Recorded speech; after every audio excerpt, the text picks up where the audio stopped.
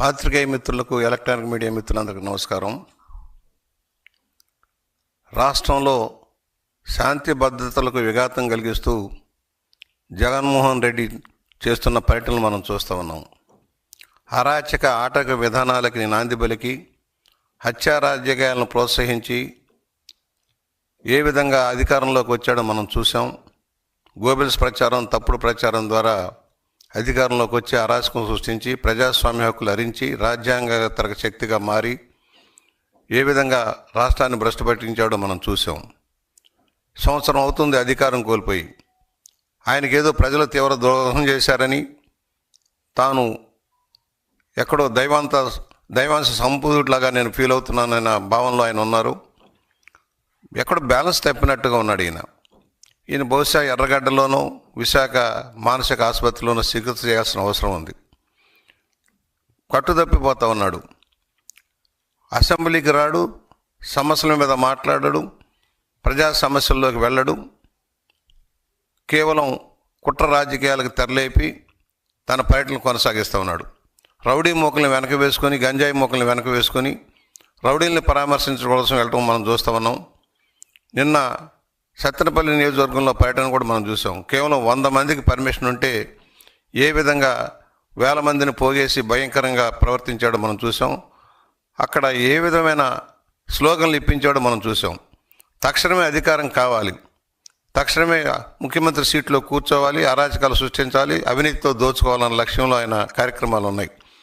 రాష్ట్రంలో శాంతి భద్రతలు విఘాతం కలిగించేలాగా కార్యక్రమం చేసి రాష్ట్ర ప్రభుత్వాన్ని అభాసు పాలు చేయాలన్న లక్ష్యంలోనే ఆయన కార్యక్రమాలు నడుస్తూ ఉన్నాయి. అభివృద్ధి సంక్షేమంతో సంవత్సర కాలంగా ముందుకు వెళ్తూ ఉంది ప్రభుత్వం. ఎక్కడా కూడా ప్రజాస్వామ్య హక్కులకి భంగం కలిగించకుండా శాంతియుతంగా ప్రదర్శన చేసేదానికి అనుమతిస్తుంది. కనుకనే జగన్మోహన్ రెడ్డి ఎక్కడికైనా వెళ్ళగలుగుతూ ఉన్నాడు. ఇవాళ ఎక్కడికి వెళ్ళినా అరాచకం, ఆటవికం విధానం, పోలీసుల మీద దాష్టీకం, ప్రజల మీద దాష్టీకం. నిన్న జరిగిన పర్యటనలో 2 మరణిస్తే కనీసం వాళ్ళని పరామర్శించడానికి కూడా వెళ్ళాల. ఎవరు? ఈ నాగమల్లేశ్వరరావు. నువ్వు గెలుస్తావని బెట్టింగ్ కాసి ఆయన అప్పులు తీర్చలేక, బెట్టింగ్ డబ్బులు ఇవ్వలేక ఆత్మహత్య చేసుకుంటే దానికి సంవత్సరం తర్వాత పరామర్శకు వెళ్తావా? సంవత్సరం కిందట వెళ్ళలేకపోయావా? తెలుగుదేశం ప్రభుత్వం రాకముందు జరిగిన సంఘటన తీసుకొచ్చి తెలుగుదేశం వల్ల చచ్చిపోయాడని చెప్పే దౌర్భాగ్య స్థితిలో నువ్వు ఉన్నావంటే, ఎక్కడైనా రైతులు కానీ ఎవరైనా పొరపాటున ఆత్మహత్య చేసుకుంటే దాన్ని అంతా కూడా ప్రభుత్వానికి పంపుతూ ఉన్నావు. అది ప్రభుత్వం చేసే హత్యలుగా చిత్రీకరిస్తూ ఉన్నావు. నీ సొంత బాబాయిని హత్య చేయించి ఆ నేరాన్ని మాఫీ చేసుకోవడం కోసం నువ్వు పడుతున్న తిప్పలన్నీ మనం చూస్తూ ఉన్నాం. పరిటాల రవి హత్య దగ్గర నుంచి అనేక హత్యల్లో సంబంధం ఉన్న నీకు ప్రజాస్వామ్యాన్ని గురించి మాట్లాడే హక్కు లేదు. నిన్నేమంటావు నువ్వు? గంగమ్మ జాతరలో పొట్టేళ్ళు తరలు నరికినట్టు నరుకుతాం అని చెబితే అది తప్పే ఉందని అంటున్నావు. నేను అంటున్నా, నీ తల నరకొచ్చు కదా. ప్రజాస్వామ్యానికి విఘాతం కలిగిస్తూ, అక్రమ విధానాలు తప్పుడు ప్రోత్సాహం చేస్తూ నక్సలైట్లుగా మారమని చెబుతున్నా నీకు జీవించే హక్కు ఉందా అని ప్రశ్నిస్తూ ఉన్నాం. నీలాంటి వాళ్ళు సంఘ విద్రోహ శక్తులుగా మారుతున్నారు.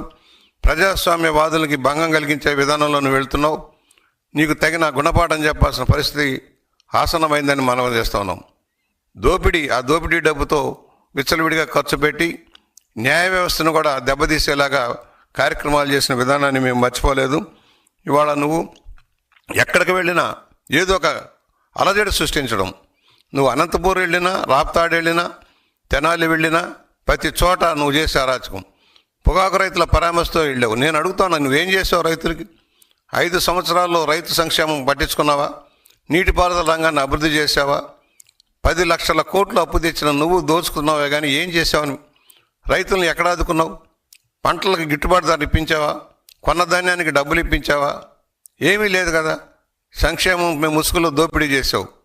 కనీసం దళితులకి, బలహీన వర్గాలకి, మైనార్టీలు అనేక వర్గాలకి ఇస్తున్న సెల్ఫ్ ఫైనాన్స్ స్కీములన్నా ఇంప్లిమెంట్ చేసావా నువ్వు? అన్ని రంగాలని భ్రష్టు పట్టించావు. ఇవాళ అర్జెంటుగా అధికారంలోకి రావడం కోసం నీ రౌడీ మూకల్ని ఎంటేసుకొని కార్యక్రమాలు చేస్తున్నావు. నీ ఆటలు సాగనీయం. ఇక ఇదే విధానం కొనసాగితే రాబోయే రోజుల్లో నేను ఎక్కడ కట్టడి చేయాలో, ఎలా చేయాలో మాకు తెలుసు. నేను వస్తాను, అందరి తలలో తీస్తానంటే నీ తల ఎందుకు తీయకూడదని మేము ప్రశ్నిస్తా ఉన్నాం. ఇదే విధంగా తలలు నరుకుతాము, మా ఇష్టారాజ్యం వ్యవహారం చేస్తామంటే సాగేది కాదు. నీ ఆటలు సాగని జగన్మోహన్ రెడ్డి. అయ్యింది ఏదో అయ్యింది. సహనం ఉంది మాకు కూడా, చాలా ఓపికగా ఉన్నాం. మా ఓపిక నశిస్తే, మా కార్యకర్తలు తిరగబడితే నీ పరిస్థితి ఏంటో అర్థం చేసుకో. రోడ్డు మీద తిరగలేని పరిస్థితి తెచ్చుకోవద్దు. మేము ప్రశాంతంగా రాష్ట్రంలో ప్రజాస్వామ్యయుతంగా పరిపాలన సాగిస్తూ ఉన్నాం. ప్రజలకు మేలు చేసే కార్యక్రమాలతో ముందుకు సాగుతున్నాం. నువ్వు చేసిన తప్పులను సరి చేసుకుంటూ ముందుకు సాగుతూ ఉన్నాం. ఇవాళ ఒకటే, మీరు ఏ విధంగా అరాచకాన్ని ప్రోత్సహిస్తున్నారో నీ ప్రకటనలు సమర్థిస్తున్నావు. నిన్న ప్రెస్లో కూర్చొని 2 గంటల 40 నిమిషాలు సమర్థించుకుంటా ఉన్నావు. తప్పేమిటి అంటున్నావు. నేను అంటున్నా తప్పేముంది. నిన్ను చంపేస్తే తప్పేముంది. నీ విధానమే మేము కూడా అవలంబిస్తే తప్పేంటి అని అడుగుతా ఉన్నా. సూటిగా ప్రశ్నిస్తా ఉన్నా. జగన్మోహన్ రెడ్డి ఖబర్దార్, జాగ్రత్త. అధికారంలో ఉన్నప్పుడు అరాచకం సృష్టించావు. అధికారాలను అడ్డుపెట్టుకొని ప్రజాస్వామ్యాన్ని కూనీ చేసి ప్రజాస్వామ్యాలను హరించి నీ ఇష్టార్జంగా పరిపాలన చేసి, అందుకనే నీకు తగిన గుణపాఠం చెప్పి ప్రజలు ఇంటికి పంపించారు. మరలా తిరిగి అధికారంలోకి వచ్చేస్తున్నాను, మీ పని పడతానంటే ఎవరయ్యా నీకు ఓట్లు వేసేది? ఎందుకు వేస్తారు? ఎవరికి మేలు చేసావని? కులాల పేరుతో, మతాల పేరుతో విభజించి పాలించే విధానంలో నువ్వు వెళ్తూ ఉన్నావు. కులాలను రెచ్చగొడుతున్నావు, మతాలను రెచ్చగొడుతున్నావు. నీ అరాచక విధానానికి ఒక ఆయుధాలాగా వాడుకోవడానికి ప్రయత్నం చేస్తున్నావు. ఏం చేసావని నీకు ఓట్లు వేయాలి? ఎందుకు వేయాలి? కనీసం ఏ సమస్య మీద స్పందించావు? గోబెల్స్ ప్రచారం చేయడం తప్పుడు. అదే సోనాధ్యాయం లాగా నీ పరిపాలన అంతా కూడా బంగారంలాగా జరిగిపోయింది. అంతా అద్భుతాలు జరిగిపోయినాయి. ఏం చేశావు? ఒక్కడికి ఉద్యోగం ఇచ్చావా? ఒక ఉపాధి కల్పించావా? ఏమైనా చెప్పు. నీవు ఛాలెంజ్ చేస్తున్నారా? ఉమ్మడి వేదిక మీద మాట్లాడదాం. నువ్వు రా, నేను వస్తా. నువ్వు 5 ఏళ్లలో నువ్వు చేసినదో చెప్పు. నీకు దన్నుంటే చెప్పు, నేను వస్తాం. నువ్వేం చేయలేదో మేము చెబుతాం. కనీసం చెప్పుకోవడానికి ఏం మిగిల్చుకున్నావు నువ్వు? 151 మంది అధికారం ఇస్తే అరాచక పాలన సాగించావు. ముఠా రాజకీయాలను శాసించావు. అవినీతి అక్రమాలను పెంచి పోషించావు. లిక్కర్ స్కాములు, మైనింగ్ స్కాములు, ఆఖరికి టీటీడీ ధర్మశాలను కూడా దోపిడీ చేశావు. నీకు మాట్లాడే హక్కు లేదు. ప్రజాస్వామ్యం గురించి మాట్లాడే హక్కు లేదు. పోలీసు యంత్రాంగాన్ని దుర్వినియోగం చేసి ఏ విధంగా చేసావో మనం చూసాం. నాయకులను ఏ విధంగా జైళ్లలోకి పెట్టడానికి ప్రయత్నం చేసావో మనం చూసాం. తప్పుడు కేసులు పెట్టడానికి ఎలా ప్రయత్నం చేసామో చూసాం. ప్రజాస్వామ్యాన్ని అంచివేసావు, హక్కులను అంచివేసావు. ఉద్యోగులను కానీ అందరికీ మోసం దగా చేసావు.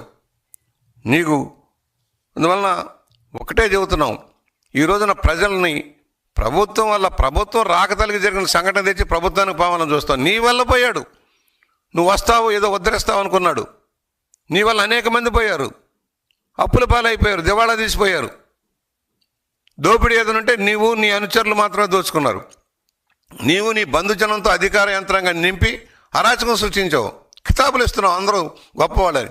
నువ్వు ఒక దోపిడీదారివి, నువ్వు దొంగవి, పచ్చి దొంగవి, 420 చీటర్వి, ప్రజలను చీట్ చేసావు. నువ్వు కితాబులు ఇస్తావు, వాడు మంచివాడు, వీడు మంచివాడని.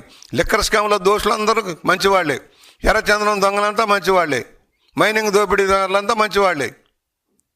ఈ విధమైన విధానం సరైంది కాదు. ఏదైతే కూటమి ప్రభుత్వం మీద నమ్మకం పెరుగుతూ ఉంది, కష్టాల్లో కూడా ఆదుకుంటారు, చెప్పినవన్నీ అమలు చేస్తున్నారన్న నమ్మకంతో ప్రజలు ఉన్నారు. దాన్ని వమ్ము చేయటం కోసం ఏదైనా ఒక సంఘటన, విశాఖలో పెట్టుబడిదారులు సదస్సు జరుగుతూ ఉంటే దాన్ని అడ్డుకోవడం కోసం ప్రయత్నం చేసిన సంగతి మర్చిపోలేదు. అదే చంద్రబాబు గారు విజయనగరం పర్యటనకు వెళ్తానంటే ఎయిర్పోర్ట్లో అడ్డుకున్న పెద్ద మనిషి నువ్వు. ఇవాళ ఏదైతే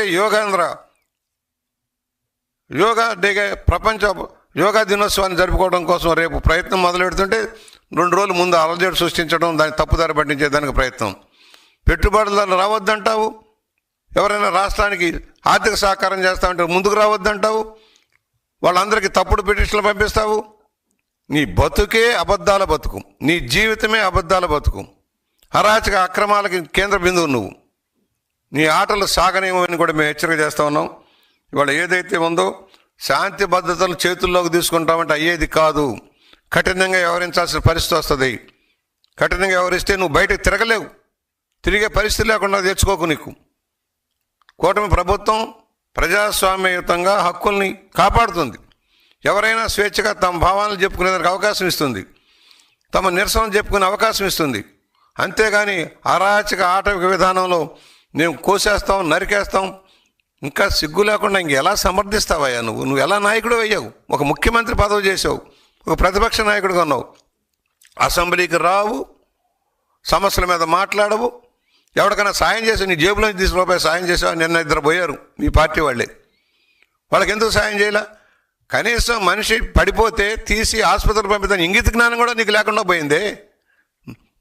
మానవత్వం లేని పశువులాగా ప్రవర్తిస్తే ఎలాగా? అందువలన వాళ్ళు మేము స్పష్టంగా చెబుతున్నాం, జగన్మోహన్ రెడ్డి కపట నాటకాలకు తెరలేశాడు. గత తప్పులన్నీ అప్పుడే మర్చిపోయారు. ప్రజలు నాకు మద్దతు ఇవ్వండి, సీట్లో కూర్చుంటాను, నా అరాచకం సృష్టిస్తాను, నియంతలాగా వ్యవహరిస్తానంటే ప్రజాస్వామ్యంలో ఎంతోమంది నియంతలను చూసాం, కాలగర్భంలో కలిసాం. ఎంతోమంది హిట్లర్ లాంటి నియంతలు కానీ, ఉగండా అమీన్ లాంటి వాళ్ళు కానీ, ముస్సోలిని లాంటి అంతా కాలగర్భంలో. నువ్వెంతయ్యా? నువ్వు నియంతలాగా పరిపాలించావు, ఫలితంగానే 11 సీట్లకు పరిమితం చేశారు. నీ ఆటలు సాగనీయమని కూడా హెచ్చరిక చేస్తూ ఇవాళ ప్రతిదీ ఇష్యూయే. హెలికాప్టర్ బద్దలు కొట్టాడు, హెలికాప్టర్ పోతే అయ్యో ఎవరో చేశారు, తప్పుడు చేశారని చెప్పడం, ఎవరి మీదకో తోసేయటం. నీ గ్యాంగులు, నీ ముఠాదారులు, నీ గంజాయి బ్యాట్లు, రౌడీ మొక్కలు చేసే అన్నీ కూడా ప్రభుత్వం మీద నెట్టడానికి ప్రయత్నం చేస్తావు. ప్రభుత్వం చేతలుడికి కూర్చోలేదు, ప్రజాస్వామ్యాన్ని కాపాడటం కోసం ఉంది, శాంతి భద్రతలు కాపాడటం కోసం ఉంది. దాన్ని అలుసుగా తీసుకుంటే అది నీ అమాయకత్వం. ఎక్కడో బ్యాలెన్స్ తప్పిపోయావు. తాడేపల్లి ప్యాలెస్లో టీవీలు పాల్గొట్టుకుంటూ కూర్చుంటా ఉన్నావు.